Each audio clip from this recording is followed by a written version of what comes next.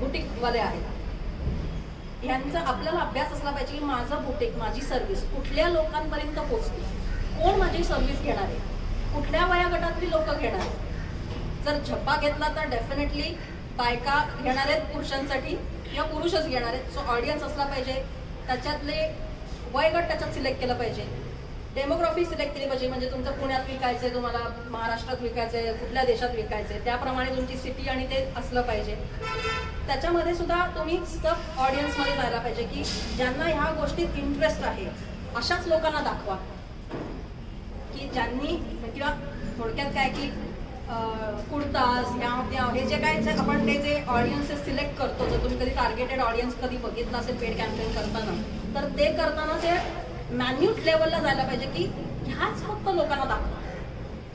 सगळ्या जेनरिक जर ठेवलं तर ते जेनरिक बनतं, कन्व्हर्जन होत नाही. ओके, सो थोडी लीड महाग जाऊ शकते, पण टार्गेटेड ऑडियन्सला दाखवलं पाहिजे तर कन्व्हर्जन होणार आहे. तुमच्या प्रश्नाचं उत्तर दिलंय का मी, का अजून काही? हां, आता जसं आपण तुम्ही सांगितलं पेड करा, हां, मग ते इंस्टाग्रामचा आपल्याला मेसेज दाखवतो, हायलाईट जो होतो, तिथे पेड करायचं असतं, स्टोरी पोस्ट पण करता येते ना. सगळ्यात महत्त्वाचं मला असं कळालंय मॅडम, 300-350 रुपये देऊन जर स्टोरी पोस्ट केली ना आपण त्या एरियात, समजा सोलरचं गंधर्व नगरी, तिथल्या खूप एन्क्वायरी आहे आणि ते आपल्या संस्थेमध्ये एकूण केलं. मला सांगायचं असं आहे की एक तर नुसतं बूस्ट करू नका, त्याला वेगवेगळे प्रकार आहेत. ॲड्स मॅनेजर म्हणून एक प्रकार आहे फेसबुक आणि इंस्टाग्रामचा, की त्याच्यामध्ये तुम्ही ॲड कॅम्पेन लावू शकता. वेगवेगळे प्रकार आहेत. उदाहरणार्थ लीड जनरेशन एक प्रकार आहे, दुसरा आहे ब्रँड अवेअरनेस प्रकार आहे, एक रीच प्रकार आहे. व्हॉट्सअपला टार्गेट म्हणजे वेबसाईटला ट्रॅफिक न्यायचं आहे का, वेबसाईटवरनं विकायचं आहे का, असे खूप वेगवेगळे प्रकार आहेत टेक्निकली की कुठलं लावायचं. सो नुसतं प्रमोट केलं ना, त्याच्यापेक्षा तुम्ही जर ॲड मॅनेजरमधनं ॲडव्हर्टाइजमेंट लावली तर ती जास्त इफेक्टिव्हली टार्गेटेड ऑडियन्ससाठी लावता येईल. आणि सगळ्यात महत्त्वाचं, असं कधीच होत नाही की पी हळद भोगवली, कधी कोणाचं झालंय नाही ना. तसंच आहे आपलं इंस्टाग्रामवरती, आधी इंस्टाच्या कुठल्याही प्लॅटफॉर्मवरती त्यांना समजायला लागतं की अरे ह्या व्यक्तीला हा ऑडियन्स क्लिक होतोय. सो त्यांना त्यांचा डेटा कलेक्ट करण्यासाठी ठराविक अमाऊंट, म्हणजे 21 दिवस तरी एक पेड कॅम्पेन रन झालीच पाहिजे. म्हणजे आज लावली आणि उद्या आलं म्हणजे येतील, पण ती जी एक कन्सिस्टंटली म्हणजे राईट ऑडियन्स, कधी कधी असं होतं, कधी आलं का तुम्हाला की काश्मीरमधून रिस्पॉन्स आलाय, कुठनं तरी भक्तीकडनं रिस्पॉन्स आला, असं येतं. कारण ऑडियन्सला माहीत, म्हणजे प्लॅटफॉर्मच्या बॅकग्राऊंड प्रोसेसला त्यांचा इनफ डेटा तर असला पाहिजे की ह्या लोकांनी क्लिक केलेला आहे आणि मग ह्यांच्याच सारखी लोक दाखवायची. सो हा जोवर त्यांच्याकडे अल्गोरिदम जो बॅकएंडला जोवर जो होत नाही, एस्टॅब्लिश होत नाही, तोवर तो कंटिन्युअसली द्यायला पाहिजे तेवढं. सो 100 रुपये प्लस GST बेसिक लावा अमाऊंट, पण ती ॲड कधी थांबवू नका तुमचा ऑडियन्स, टार्गेट ऑडियन्स तुमचा होईपर्यंत. सो पेड कॅम्पेनच करायचं. कारण काय माहिती आहे का, इनिशियली आपल्याला सवय लावली लिंक्डइन किंवा सगळ्याच या प्लॅटफॉर्मनी फुकट द्यायचे, मग ते कसे पैसे कमवणार, मग ते परफॉर्म कसे करणार, शेवटी ते इन्क्रीज देअर प्राईस. आता आपण त्यांचे मिंद झालो, पण आपल्याला त्याची गरज आहे, कारण आपल्याला योग्य टार्गेटेड ऑडियन्स मिळतो एका ठिकाणी एका वेळी. त्यामुळे पेड कॅम्पेन दुसऱ्यांनी कमवू द्या, आपण पण कमवू, ही स्ट्रॅटेजी असते. सो आणि मेन आपला उद्देशच आहे का, आरती मॅडमला आज जे बोलवलं ना आपण, त्यांनी पेड कॅम्पेन किंवा इन्स्टाचं रीच सांगितलं, अल्गोरिथम सांगितलं. काही काहींना वापरताय तुम्ही कळत नाही ते शब्द, किंवा इथं बिझनेस करणारे टॉपच्या पण आहेत ज्यांना कळतंय बऱ्याच गोष्टी इन्स्टा वापरणार आहे. तर पुढचं जे राहील आपलं सेशन जे राहील, तर मॅडम जे ठरवणार आहे डिजिटल मार्केटिंगचे, किती दिवसाचं आहे आपलं? सो बेसिकली वेगवेगळे प्रकार आहेत. काही म्हणजे 15 दिवस, महिना, 8 दिवस आपल्याला काय शिकायचं याचं सगळं ते पॅकेज सांगणार आहे. आणि मी मगाशी सांगितलं आपल्या बिझनेससाठी ही जर आपण इन्व्हेस्टमेंट केली तर आपल्या प्रश्नांची उत्तरं मिळणार आहे. तर डिजिटल मार्केटिंगचं आणि त्यांचं नॉलेज जे त्यांचे शब्द आत्ता मला ऐकायला भेटले. मी इन्स्टाला आहे, मला फॉलोअर आहे, मी सोशल इन्फ्लुएन्सर आहे, सगळं आहे. पण मॅडमनी सांगितलं जर मी अजून केलं ग्रो तर मी लवकर जास्त माझे अजून फॉलोअर वाढतील ना. म्हणजे ते जे सांगताय ते आपलं कंटेंट कसं असलं पाहिजे काय, ठीक आहे, माझ्या कन्सिस्टन्सीमुळे माझं कंटेंट ॲक्सेप्ट केलं इन्स्टंट. पण अजून त्याच्यामध्ये जर तुम्ही सांगितलं मदत केली, याच्यासाठी मला पण गरज आहे त्यांच्याकडे डिजिटल मार्केटिंग शिकण्याची. तर सगळ्यांनी आजच्या याच्यातून हा बोध घ्यायचा आहे की पटापट डिजिटल मार्केटिंग ज्यांना करायचं आहे त्यांनी नावं द्यायचे. मग मॅडम हे सांगतील, मॅडम मला आता पहिला हा प्रश्न राहील माझा स्वतःचा, 4 दिवसामध्ये कमीत कमी वेळामध्ये 4 दिवस होईल शक्य सगळ्यांना? 4 दिवस होईल ना, जास्त नाही. 4 दिवसामध्ये काय काय देऊ शकतो आपण यांना? पहिलं तर आधी कॅनवा किंवा आधी ग्राफ डिझायनिंग पार्टमध्ये आपण फोकस करू की आधी कसं ते बनवायचं क्रिएटिव्ह, पहिली गोष्ट. दुसरी आपण माझं सगळ्यात मोठं काम होईल. मी प्रत्येकीला व्यावसायिक मार्गदर्शनमध्ये क्रिएटिव्हचं सांगते, तुम्हालाही सांगितलं. आणि माझी अपेक्षा हीच आहे की आता आमच्या राणी मॅडम कॅनवा शिकलाय, माझे बोलणे खात आहे, कधी कधी फोन रिसिव्ह करावा लागतोय, काय करावं लागतं, खूप काम असतं. तर तरी पण त्या का शिकल्या? 1-2 वेळा वेळेला क्रिएटिव्ह बनलं नाही, समोरचे फ्लेक्सवाले आपल्याला बनवून देत नाही, आवाचे सव्वा रेट सांगतात, कमीत कमी 100-150 रुपये घेतात. राणी मॅडमच मला मॅडम दरवेळेस आपण टाकण्यापेक्षा मी शिकते. आणि ॲटलिस्ट माझं युट्यूबचं काम थांबत नाही. युट्यूबला व्हिडिओ टाकताना थंबनेल लागतो, किती जणांना माहिती आहे थंबनेल लागतो युट्यूबला. हां, थंबनेल निकालाची गरज आहे. बऱ्याच वेळा माझं कंटेंट रेडी असायचं, युट्यूबचा व्हिडिओ रेडी असायचा, थंबनेल नसल्या कारणाने मी सांगू शकत नाही, मोबाईल हँग होतो, स्टोरेज फुल व्हायचं, मला तो व्हिडिओ डिलीट करता यायचा नाही.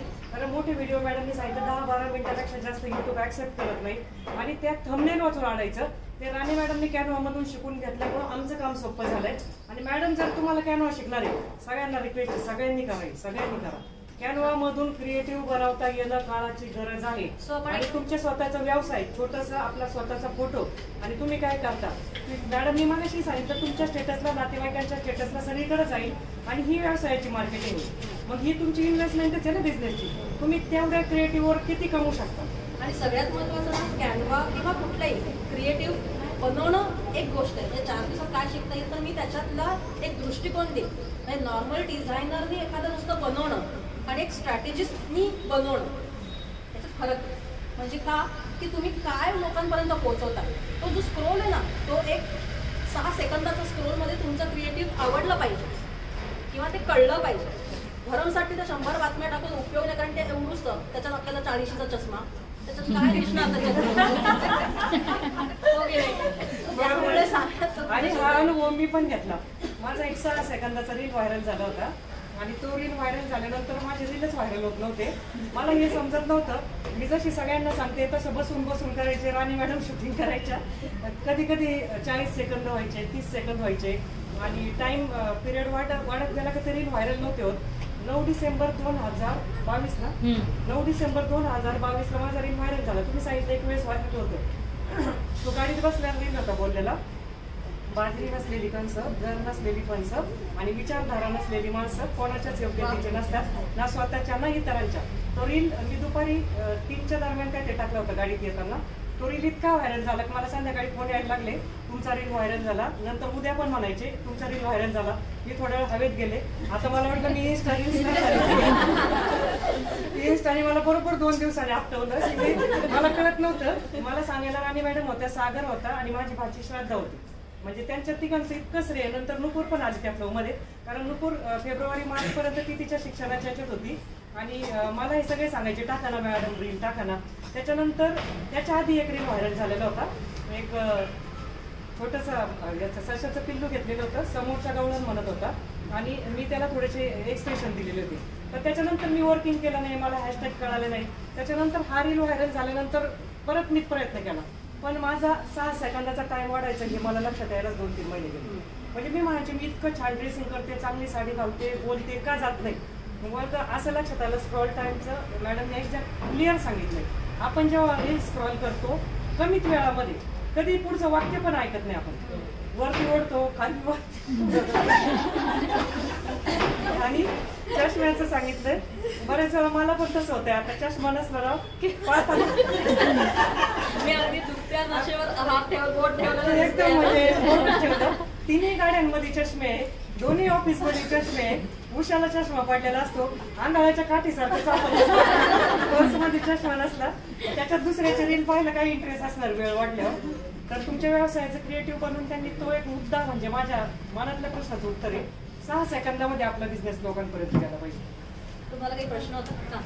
मला हे विचारायचं होतं की जेव्हा आपण म्हणजे इन्स्टाला म्हणा, युट्यूबला आपण रील वगैरे आपले टाकतो, तर त्याचं काही टायमिंग म्हणजे असं फिक्स आहे का, त्याच टायमिंगला टाकलं तर? बरोबर आहे. प्रश्न याचं उत्तर मी पण देईल की आपला रीच टाइम आपल्याला कळत असतो.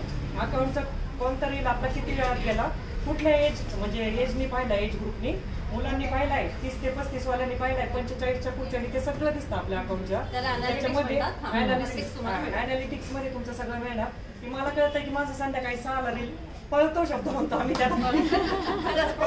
रील पळायला का सकाळी 8चा टाइम आहे माझा.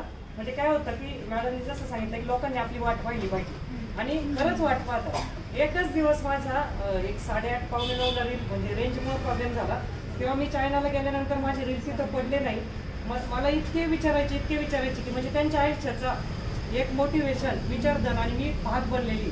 परवाची गोष्ट आहे, उर्वी कांचनताई तुम्ही नव्हत्या, एक अशा साध्या स्वामीताईसारख्या आल्या माझ्याजवळ. मी तुमच्या रोज रील पाहते आणि त्या रडायला लागल्या आणि मला म्हणले मला फोटो काढू दे. मी त्यांच्या खांद्यावर हात टाकला. म्हणलं मी खूप म्हणजे तुमच्या त्या वाक्यावर विचार करून खूप रडले परवा. म्हणजे असं एक आपल्याबरोबर अटॅचमेंट तयार व्हावं लागते सोशल मीडियाची आणि वाट पाहिली पाहिजे. मॅडमनी सांगितलं दिवसभरामध्ये 3 रील टाकले, कुणीच पाहणार नाही. माझी चूक झाली होती मध्यंतरी, मी 2 रील टाकायची, मग त्याच्याने माझे रीच कमी व्हायचे. अजून प्रश्न असेल तर विचारा. अजून एक उत्तर असं मला द्यायला आवडेल की आत्ताचा गेले पाऊण तास का अर्धा तास मी जे काय बोलले काही तुम्ही इमॅजिन करा की मी इथे काही बोललेच नाही आणि मी अचानकपणे सांगितलं मॅडम मी सोशल मीडिया करते, मला माझं मी का ना माझ्याकडनं घ्या ना करून घ्या ना प्लीज घ्या. मॅडम तुम्ही आता तुमचं काम मी करते ते राहू देत रेकॉर्डिंग चालू. मी तुमचं रेकॉर्ड करणार आहे. मी इथल्या किमान एक 7 ते 8 बायकांचं रेकॉर्डिंग करणार आहे आणि ऑर्गॅनिकली आपण आपल्याला कशी मदत करणार आहे हे मी आत्ता प्रूव्ह करून दाखवणार आहे. मॅडम मला ना प्लीज कौतुक चांगलं बोला माझ्याबद्दल.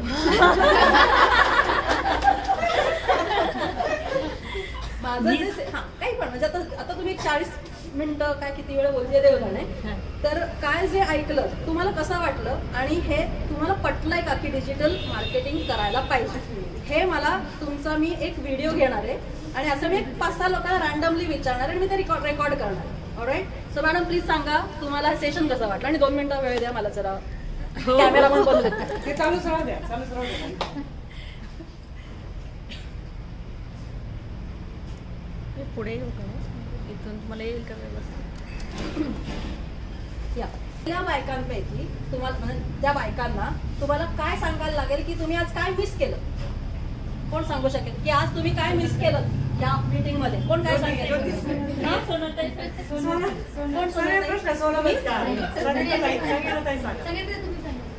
तुम्हाला आवड प्रश्न पुढचा.